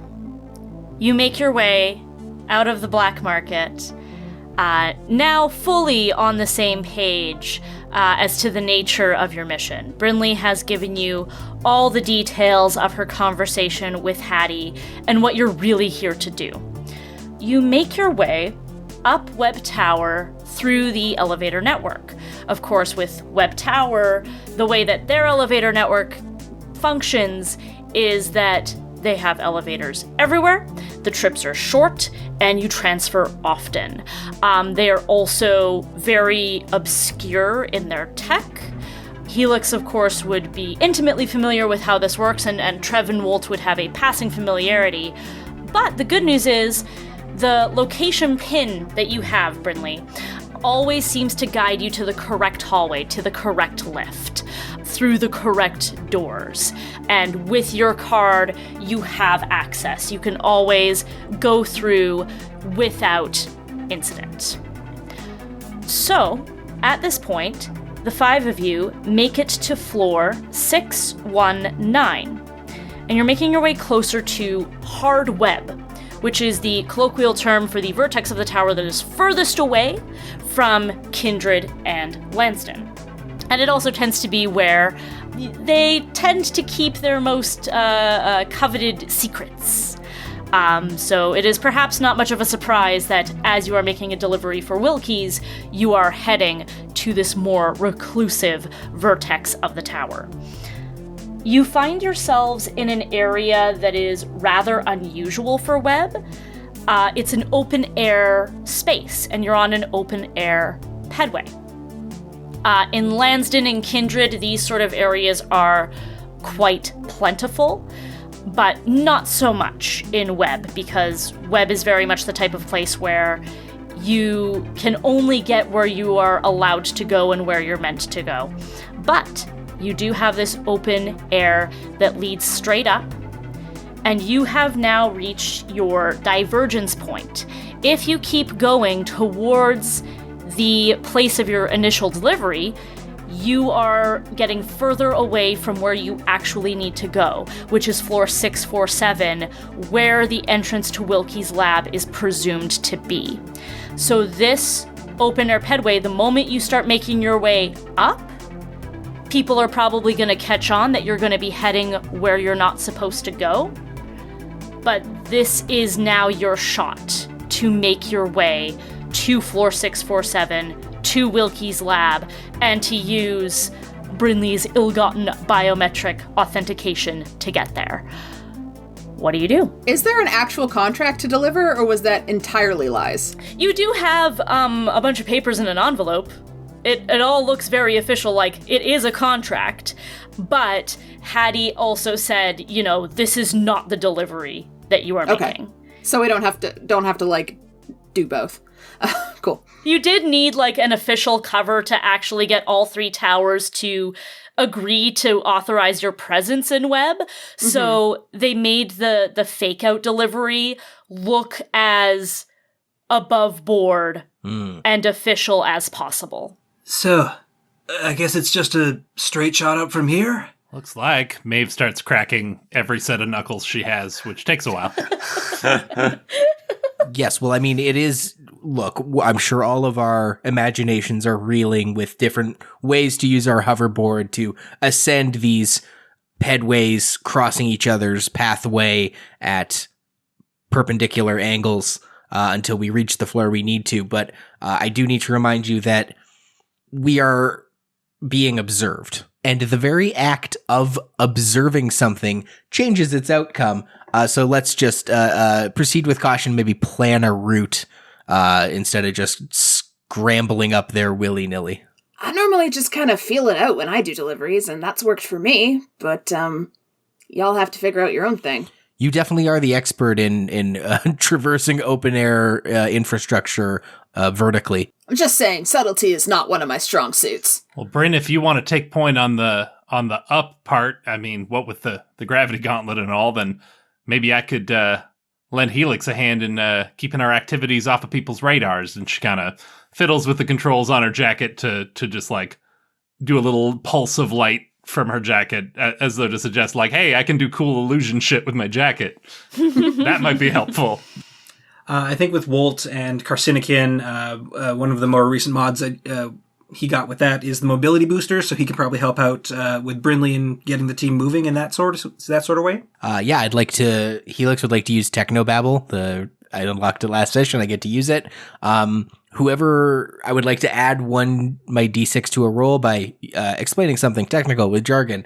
Well, I could start us off. Maeve was thinking of using the photo bypass to roll to fold normal light around you and blend in with your surroundings. That to me feels like it's very limited to the jacket itself and like folding light around anything that is contained within the jacket. I know we had to use it one time previously with Maeve and Woldton, and we both had to cozy up. So there's no way we're fitting 5 of us in a jacket, but I'm wondering if, like, combined with Helix's technobabble and prowess there, if I were to say burn a kick, could we maybe rig up some sort of temporary expansion of the photo bypass ability, maybe expand this invisibility field for the duration of a roll?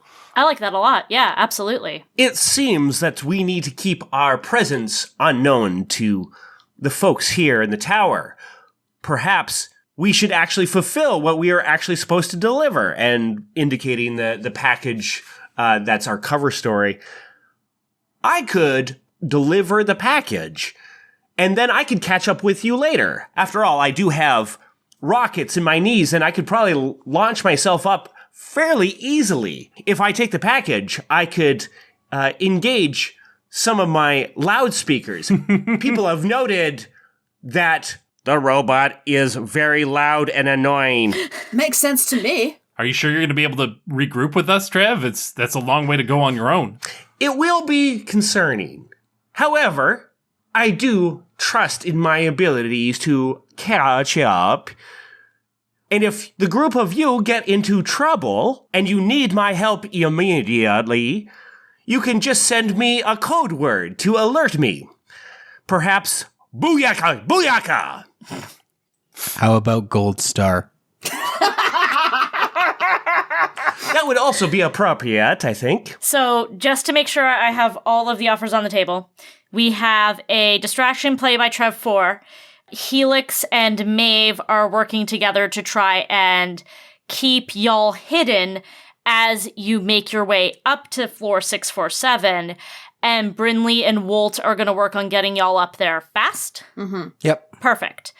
Let's maybe start with the cloaking, the stealth from Helix and Maeve. So I'm going to mark a kick to expand this effect out to all of us. I'm going to add a d6 from my jacket. I'm going to add a hype die, and I'm going to add 1d6 from Helix. Maeve, you've got the photo bypass ability. If you just amp up some of its emittance field, I can take my board and point it sort of at yours like light hitting a mirror and reflecting around a corner. We should be able to extend the field not just around us to, as a group, but in a pathway reflecting at an angle just at the platform above us. Does that make sense? Like, you're going to emit it, and then I'm going to reflect the invisibility up to the next level. So we'll get two sort of a pathway, a beam of invisibility going up from the one we're on, to that one over there, and he points to an intersecting pedway above, to the one above. It should, if my calculations are correct, we probably point it that way. This is Robyn the player saying, that makes total sense and I love that offer. And now to Maeve. None of that made any sense, but I trust you, Helix. And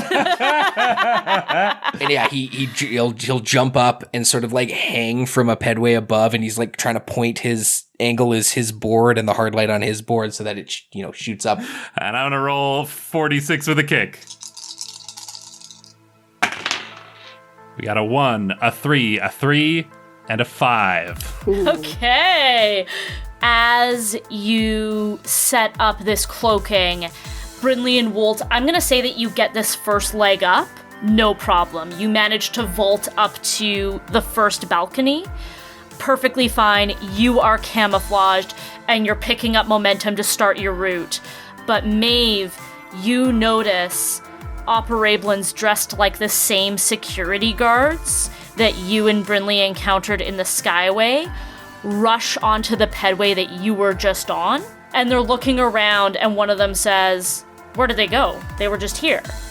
And the other one says, "Fan out." And they both vault up and over the pedway, and then their boots sort of like flare out like they got rocket boots on. And they start sort of making their way up the open air, searching for you. They haven't found you, but they are searching for you. Uh-oh. Brinley, Wolt, let's get a roll. So I'm thinking Bryn will have a regular old roll to launch yourself high in the air, use your beam like a grappling hook, or give yourself a boost of speed. But also, if I may, combine that with the agility pin. Roll to manipulate things at a distance with the accuracy and power of 2 human hands. So she's using the grappling hook to get up, and then using the agility pin to, like, alley-oop her friends.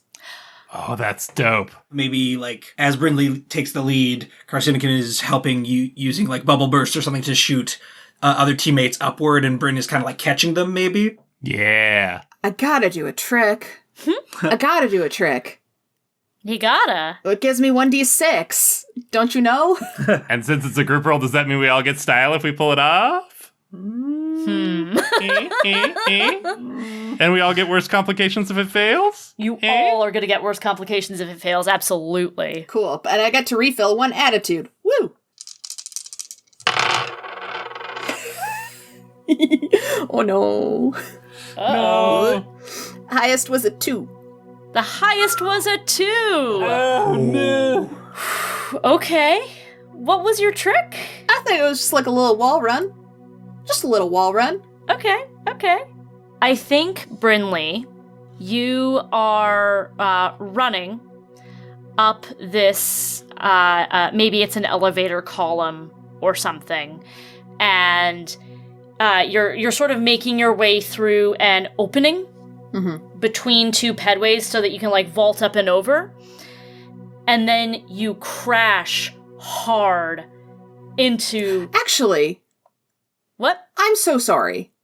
You've always just been amazing at parkour. If this would help you with an action, you could spend 1 trouble to upgrade a 1 to 3 result to a 4 to 5 result. You sure you don't want to crash into this force field, though? Yeah, I really don't want to crash into the force field. I got this really nice force field for you. It's like, what? There were force fields in this area? What are you talking about? Yeah, I'm so sorry that I forgot that I had that.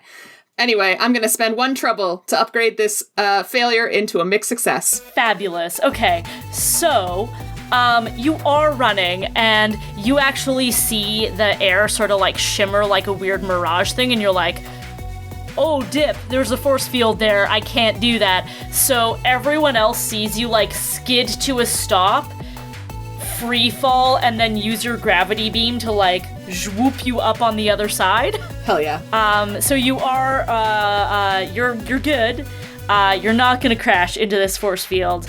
And the 4 of you continue to make your way quickly up towards 647. If it's a success now, that means we all mark a style, right? Yes, it does mean you will mark a style. Yeah! I think what I'll say for the complication is that you are realizing that these force fields are appearing, and in fact, as you approach them, they do get that shimmer. Very much like in a video game where you're like navigating in an invisible maze and then suddenly like spikes pop out of nowhere or whatever. So you kind of have trouble knowing if you're safe until you're like moving through the opening.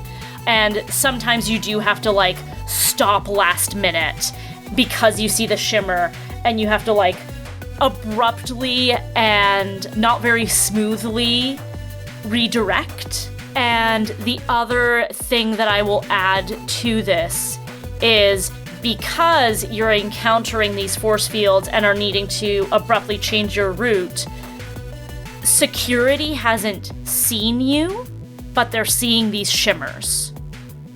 So they both turn and start following behind you. And it seems like they know exactly where the openings are. So they are closing in on you. Trev, if you wanted to hit that distraction tactic, now would be the time. So as I'm going out, I want you to imagine that Trev 4 is kind of marching in that kind of way, like where it's just like there's no bend of the knees. It's just the full like leg out, and as from the He's like goose stepping? he's goose stepping essentially. Heat Ministry of Silly Walksing also. Okay. Yeah, they're not the only one. There's many folks that do this kind of marching. They ruined a lot of mustaches and walks, those guys. Yeah. Those fuckers. And, out from his chest is, of course, a modified version of the Kindred anthem, which is Package, I have a package for you. He didn't figure out the right rhythm to the thing, but he's not a writer. And he's just, it's blaring out of his chest speaker as he's going proudly with like the little envelope heading towards the business. So I think you get there no problem. As you are you burst through the doors, speakers blaring, package. The receptionist looks up and let's get a roll as you deliver this package. Yeah, I don't really have a skill that what's going to actually really help me with this, so I am just going to throw an extra die for my attitude. So it's just 2d6. Okay. Here we go. I'm nervous. You don't have to be, because it was a 6. It's a 2 and a 6, so that's a 6. Okay. Which also means, because I'm the heart, I get that attitude back. And Congrats. Thank you. It means a lot to me. And I, proudly put the package down in front of the receptionist. Here is a package that I am delivering on behalf of Post Host. Oh, well, thank you. Oh, this is exactly the thing, and you're with Gold Star Disaster. Oh, that's so exciting. But where's the Lanston girl, the courier? She is unavailable. Oh, okay. Well, thank you for making this delivery. I'm very excited that we get to work together on this. Well, that Lanston and Webb get to. You are already, well. Anyway, this is very exciting. Thank you. You're very welcome. Thank you for your understanding. And then I go ahead and give a gold star to the receptionist there.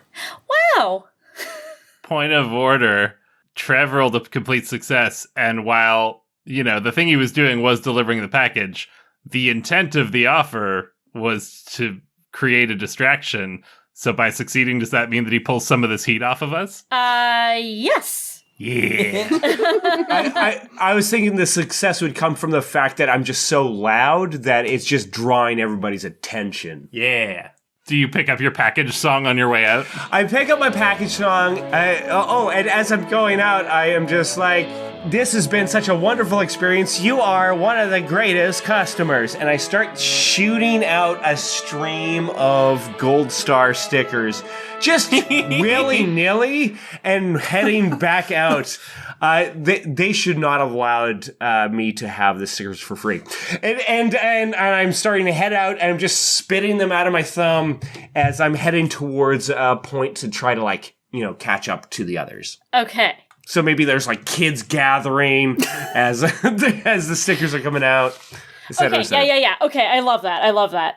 The other 4 members of Gold Star Disaster, security is hot on your tail. You see their glowing red goggle eyes and their full face masks, and you can't make out their features. You see all the threatening looking orbs and taser batons and ray guns and very militaristic looking security rocketing closer and closer, and then they abruptly stop. And one of them starts listening at the walkie-talkie on his lapel. He's like, what? What do you mean it was delivered? No, we're on there. We're on our way. And the 2 of them go back and shoot down. And Trev 4, you see these security officers coming up, but you're surrounded by web kids at this point, and as they make their way towards you, they kind of get swarmed by this gaggle of kids that are like, wow, are you going to shoot that gun? Can I touch your gun? And they're just like, oh, cool, some cops. Cops are cool, we guess. Giving you time. Giving Trev 4 time to, they're like, cops are cool, we're kids, we don't know better. And Trev, you have an opportunity to slip away and catch up with your friends. Yeah, I love Trev just creating a wholesome community moment is what gets the cops on their back feet. Is actually having to engage with the people they serve and protect in a meaningful way. Oh, gang, that was a close one. I thought they had us when we were redirecting around those invisible walls, but whatever called them away, it sure did do the trick. Oh, hey, Trev. Hello. I should have never doubted your distraction play. Great job. Oh, it is my pleasure to prove you wrong. Now, are we ready to proceed forward? Yes. Candy factory. All right, Bryn, where are we headed? Well, we need to find the thin zone. So, Trev, can you hit us with that space-time ampemeter, my fellow? Yes, indeed. And then, he starts going into his programming and starts to pull that up. Do I need to roll a check for anything, or is this just a thing? Because it is just a standard space-time ampemeter. Yes, you don't need to roll. You're making your way up. You have gone up, roughly 30 floors very, very fast. And as you are approaching 647, Trev 4, your space-time ampemeter does, in fact, go off. It is on this floor, as Hattie suspected. It is not far from where you are. And this signature, you don't recognize anything about the readings of it. Sometimes I figure with the space-time ampemeter, you can sort of figure out, oh, this goes back to blah, blah, blah, this thin zone goes this way or whatever. You don't get anything like that. All you get is strong reading. You are very close. It seems that we have found the location. It is unclear where it leads to, but I am confident this is where we're supposed to go. So, Trev, you're going to lead the way down this side hall, making your way. Security is not on your tail at this point, and you find yourselves at a sliding door, and a panel on the side of the door lights up. No handles or hinges or anything that you can sort of determine. And this panel lights up, and I don't think it says anything. I don't think Web Tower uses, voice programming, if that makes sense. That feels a lot more like a Kindred thing to me. But the first thing that the panel does is it lights up and it shows this green matrixy computery graphic of an eye. Brinley puts in the contacts. It takes her way longer than she thought it would, because contacts are fiddly and she doesn't like touching her own eye. But she gets them in and goes over and just angles her head so that she is eye level with this scanning device. A horizontal line goes down and up, and then the icon sort of zooms out and is now a full head. So Brinley uses the USB that has the hologram of a person's face. The line goes down and up again. It then goes to a sound wave. Oh. All right. Arise and savor. And then the graphic changes one more time to a fingerprint. And Brinley takes her new thumb, and puts it on the dealie. Helix sort of winces thinking about the situation he's willingly put Brinley into. Kind of glad it's not him, but also guilty it's had to come to this. Maeve thinks back and tries to remember which thumb it is and can't, and is really nervous that you might have picked the wrong one, but doesn't say anything. That's 4 thumb problems. Aren't you glad you couldn't get this thumb? You would have absolutely lost track. Brinley, as you press your thumb against this pad and the horizontal line goes down and up, you've been kind of feeling numbness in your arm for most of the time that you've been in Webb Tower since getting that surgery. It's starting to wear off. It's feeling a little bit more pins and needles-y, but not as numb at this point. And as you press, you get this weird feeling as you realize you can actually, like, feel the panel against your thumb, like you have feeling in this thumb now. Ugh. And the door slides open, and what you see is, if you ever see a thin zone actually open to a portal, the opening is typically a black void, because portals are typically one way. So you're not getting light from the other side. You don't know what's over until you actually properly punch through. The reason that Trev 4's signal was so strong was that he wasn't detecting a thin zone, he was detecting a portal. This is an opening, and while some of it is black, you see, well, what looks like a rainbow kaleidoscope in, like, a center pinpoint of this portal. Gold Star Disaster, do you go through? Better go through. I got a new thumb.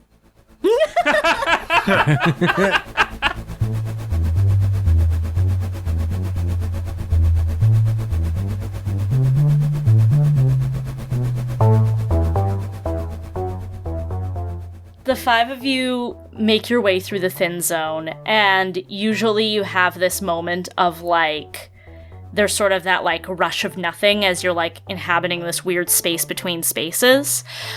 You're sort of feeling that, but also you're feeling really present in it, and more in between than suspended in nothing, if that makes sense. And you almost have this feeling like you're going down a weird slide or something. There's, like, a vertigo effect to it. And you don't really punch through, but you go through. Bright colors fill your vision in a dizzying kaleidoscope, and sugary sweet smells flood your nostrils and smell receptors. You feel like you're simultaneously sinking and floating, and you realize it's because gravity has less force here, yet the ground underneath you is indenting as you stand on it. Your Haswear kicks in, protecting you from a surprising shock of cold, though you still feel off, like there's something, somehow, that lacks cohesion.